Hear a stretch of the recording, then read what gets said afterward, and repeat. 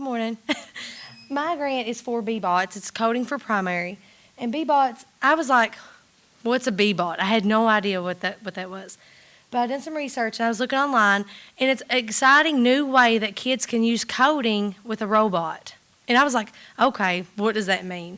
So I done even further research about it, and it's actually really easy to operate because I can't do technology. Like I'm okay with it, but not as good at it. But I teach third grade, so all they talk about is Xbox and gaming, and I was like, okay, this is going to be awesome for them to do.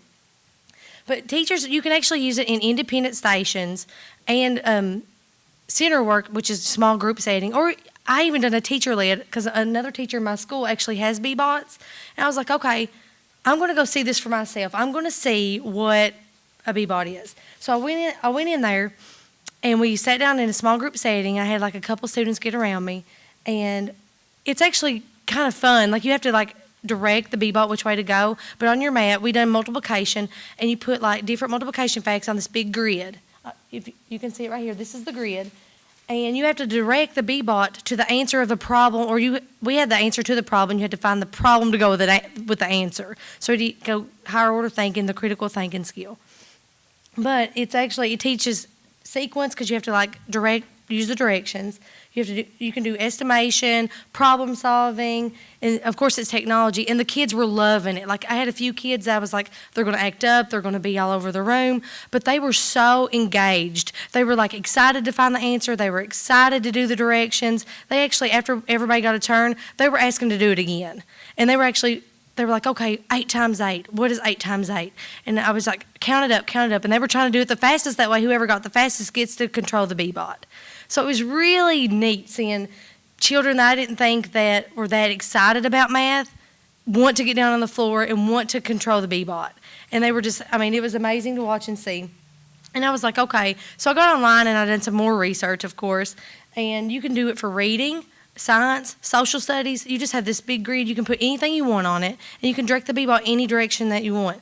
So I thought that's pretty cool that you could use it across the curriculum. And I think that's about all I have. So anybody have any questions or concerns or anything about it? So if they just answer the question right, or they are in charge of this? Well, you have the B-bot starts on a start block. And then you can have this grid, you have little task cards that have the number 64, 49, and you have to find the problem to match that answer on the grid. And there's an up arrow and a down arrow and then a turning thing. And you actually have to think about, I said, put your mind in like you're the B-bot. How are you going to turn? How are you going to move? So first they had to find the problem to match the answer. Then they have to count how many they have to go up. And there's little blank spaces, which we call them on Angry Birds TNT. You have to maneuver your way around them to get to the answer. So they're like, okay, I have to move forward 3 spaces and then I have to go up. But wait a second, I have to turn. And they have to actually think about it, about how it moves. Yeah.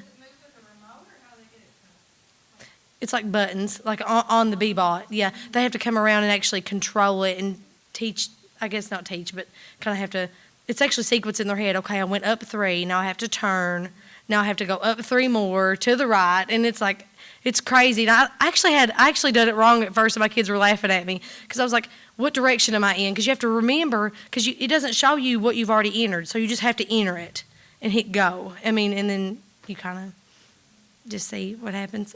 Yeah. Any more questions? Well, thank you all.